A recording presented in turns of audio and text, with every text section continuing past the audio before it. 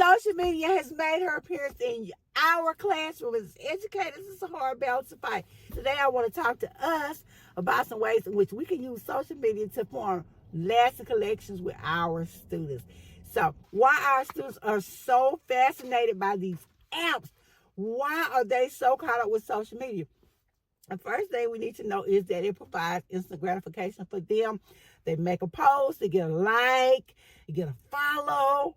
They feel important, they feel seen, they feel visible. We have to make an effort in our classes to make sure our students also feel visible. We'll come back to that in just a minute.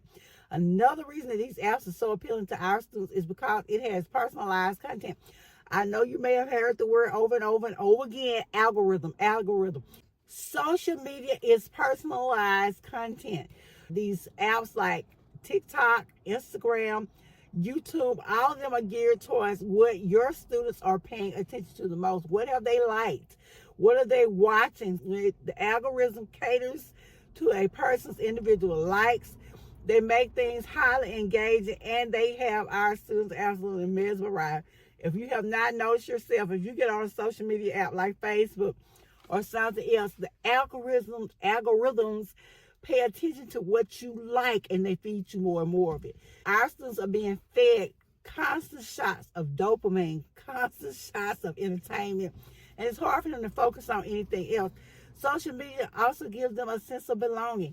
When they're on social media, there are groups that they can join. There are places that they can go, and they get these likes, they get these comments, they get these followers, and so it's creating an air or atmosphere of acceptance. Our students want to be accepted. They want to be seen. They want to be heard.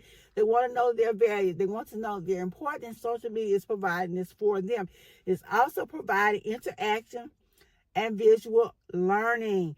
They learn things quickly that they see on a video game.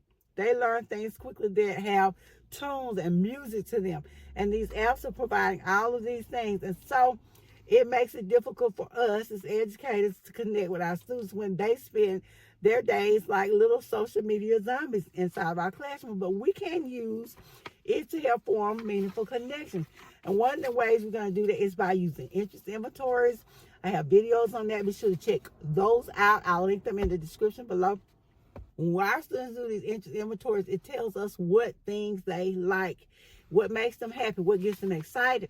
Then we can gear our lessons towards ensuring that our students are being given some things that they love, that they like, that they enjoy. Social media, we can also use it to help encourage open discussions with our students.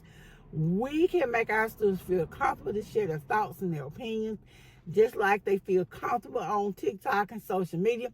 And you might want to be a little careful with this, because I feel like my students share way too much with me. I work with middle schoolers, junior high, and believe me, they love to share with you about their daily lives and daily lives of their classmates, what's going on with their family and friends. We want to encourage open discussion, but as I said, you might want to be a little leery. Use storytelling. I have some videos on storytelling. Be sure to check those out. How storytelling can help engage your students and make your class more entertaining. It can also help them feel accepted by celebrating your students' successes, whether big or small. You do all of these things, and you can help them feel much better about themselves. We want to make our lessons more engaging. I have some videos on how to keep our students engaged. And so we're going to be able to compete with social media. We're going to have to make sure our lessons are engaging. Before we go any further this video, if you have not already, please give this video a like, a thumbs up, and that you subscribe so I continue to give you more teaching tips and hacks. And I will see you back in the video. Social media has captured their attention. They have been bedazzled. And so in order to keep our students willing and ready to learn, we have to also bedazzle them. And we can incorporate these by using technology. Our students love to get on the computer.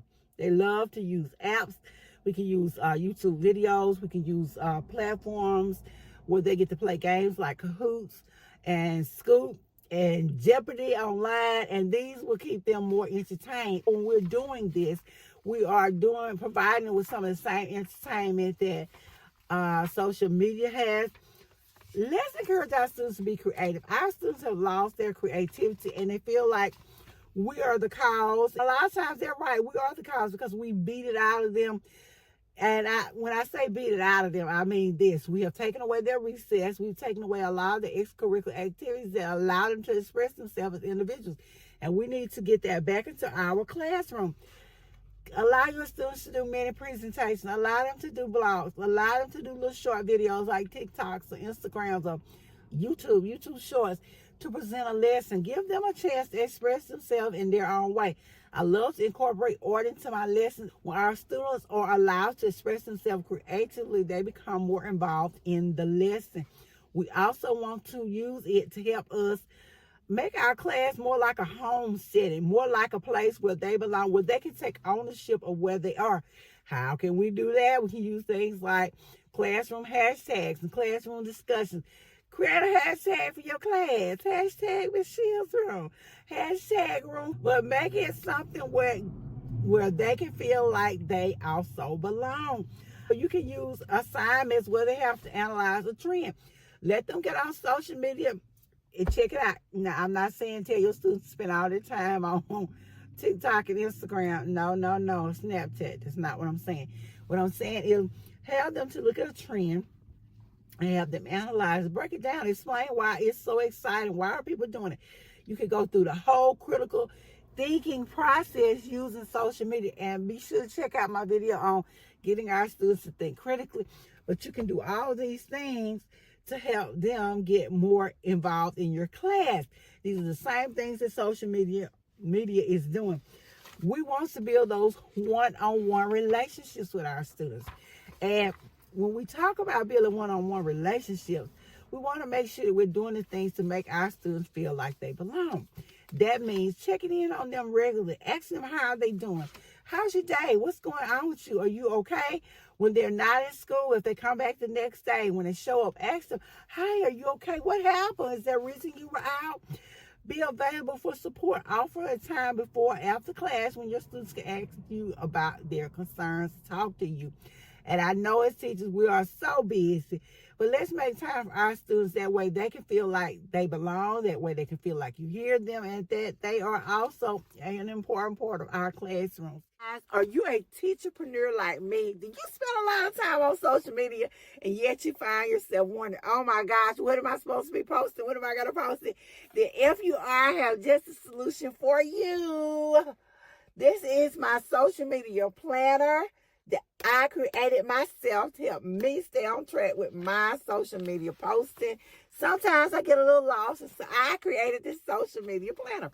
Yeah, beautiful cover, right? Look at the back. Beautiful design. When you open up the inside of my planner, inside the planner, you have your week at a glance. And on here, you would tell what your platform is, the week, and you would list what you're going to be posting on social media. And on the other side, you have a side for notes. If you look at the top of each one of your pages, then you are going to find a young lady or a young man who is high fashion, high dressed, because it is a social media planner. And hey, I'm a girly girl. But anyway, in case you need some help, be sure to check out my social media planner. You can find this on Amazon. And be sure to stop by and grab it. To listen when they're talking. Our students need to know that we hear them, that we see them, that they are important. Show some genuine interest in their thoughts and ideas rather than just the academic performances. And if your students are like students that I have right now, they're not getting all that attention at home. They spend more time with you than they spend with their parents. So let's make that time special and valuable, because remember, they go to school for 8 whole hours. They're only at home for a few hours, and then they eat and go to sleep. And that's it. And they come back to school to you. So let's try to make sure we're forming great connections with our students. That's why social media is so appealing. It makes them feel like they're connected to something. If you already use one of the strategies that I've talked about, be sure to share it with me in the comments below. We want to make sure, as we're getting our students to connect with us through a form of social media, through the same strategies that social media use, that we teach them digital literacy and balance. Just like we as educators have to have a work-life balance. And I did make a video on that. I'll also link that one in the comments below. Our students need to have a balance between social media, real life, and school. And I'm sorry, but I don't think I have a balance. We have to discuss with them the downsides of social media.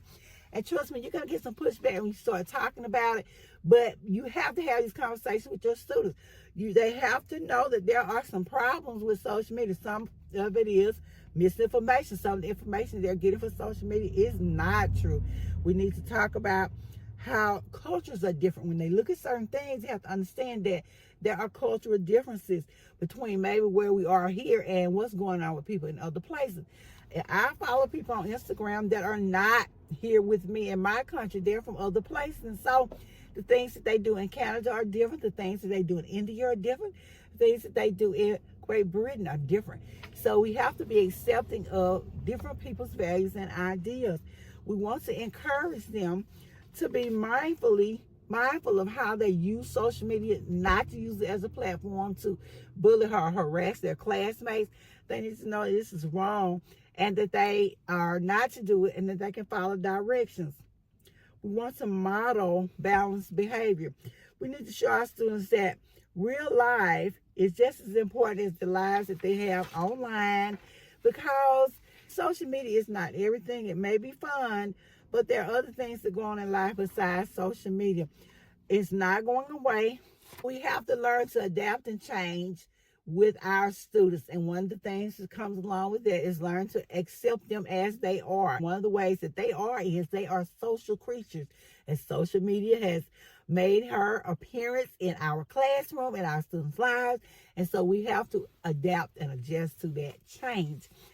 If you found any of these ideas helpful, please tell me in the comments below which of them that you are going to use to help your students. These were some ways in which we can use social media to form real connections with our students and make our lessons more relevant to them. And I'll see you guys in the next video.